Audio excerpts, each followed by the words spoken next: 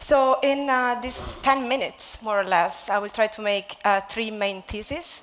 And I will ask you also to move away from the news, so what you read on the news about Catalonia, and concentrate on what we're doing in terms of lots of different innovations that are happening in Barcelona, which I think is a very exciting place to be in terms of rethinking politics, rethinking the relationship with citizens, and rethinking how we can make government really work for the people, and at the same time, how we can conceive a technology policy and technology strategy and the digital strategy for the city that works for the people.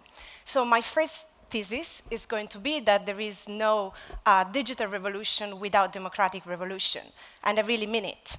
I was called by the mayor of Barcelona almost 2 years ago, a bit less, to come. I was in the UK. I was working for the UK Innovation Agency. And she called me up. I was doing a lot of work on rethinking smart cities and digitalization and technology with positive impact. And she told me, I want you to rethink the strategy of the smart city from the ground up. So what technology, how is urban technology looking like, that it really serves the needs of the people? And I think this is a big paradigm change. So it seems easy, yes, of course, but actually it's a big paradigm change. And I think I had the privilege of being in Barcelona, which is a city that started a long time ago with this Smart City plan before it was named differently. But we basically have done a lot infrastructure push. So we've done a lot of technology push. We have 500 kilometers of fiber, which is owned by the city. We have sensor network, which is pervasive everywhere. We manage parking, energy transition, waste, mobility, urban sustainability with our sensor network. And of course, we're aggregating lots of data. Like 90% of the data that cities use today didn't exist 3 years ago. But the problem with starting with technology, so technology push, is that basically what cities end up doing is solving technology problems. And this is not what we should be doing. I mean, we should start from citizen needs. So what are people really needing in a city? And then look at the big challenges that cities have to solve, and we have many. And that's also why we're here saying cities are really important, because actually cities are taking a role where nation states sometimes are actually doing some step backwards and not solving big challenges. So for instance, in Barcelona, we have some very clear policy challenges, like building affordable housing and making housing a right for everybody, making it cheaper, making it more affordable. We have a very ambitious plan regarding energy transition. We want to be the first city to switch into having renewable energy and running a city-owned smart electric grid only for renewable energy. We are focusing a lot on mobility, integrating mobility, making sure that people use more bikes and transportation system in an integrated way. And we're also cutting zero emission, really CO2 emission really radically. We have a project that's called Barcelona Superblock, maybe you've heard about it, which is a very radical urban planning process, and we have built it together with people, like doing lots of consultation and democratic participation. And now we have zones of the city's entire neighborhood that are basically only for green spaces, and citizens took back public space in their own hands. So there is no traffic, there is no vehicles. So these are the big missions of the city. And then only after we should start thinking, how can we use technology to solve those policies, to solve those challenges, and what kind of technologies and what governance model. And this is the big paradigm shift that we need to do. Another fundamental question about democracy that I was saying before is that really people lost trust in the political system.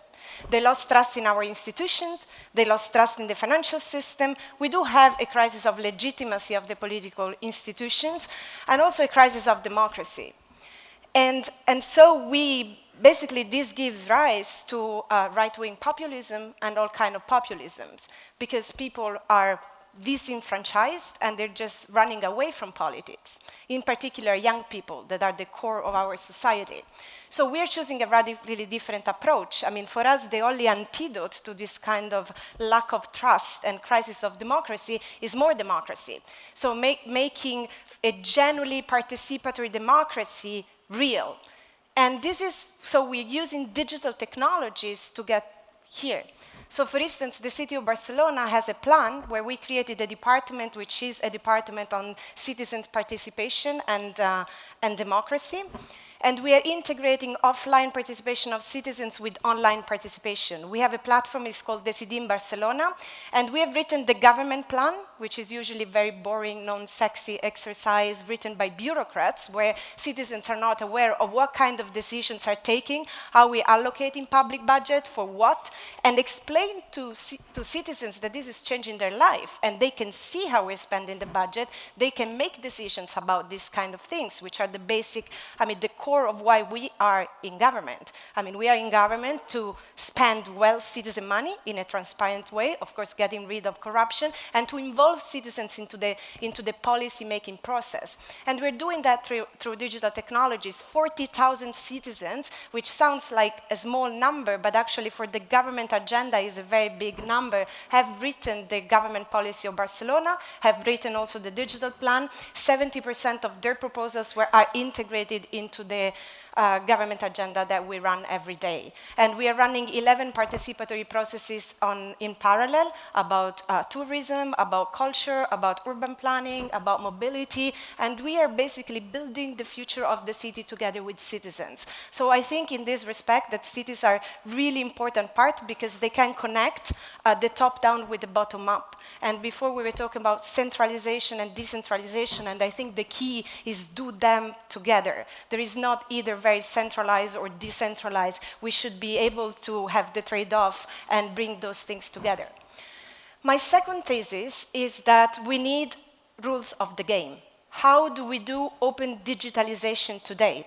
So digitalization is not a technology process, is not a technological change, is a very deep organizational and cultural change. And we need to understand this in government. So we want to have more participatory, open, efficient governments that work for the people. Then we have to digitalize by changing the organization.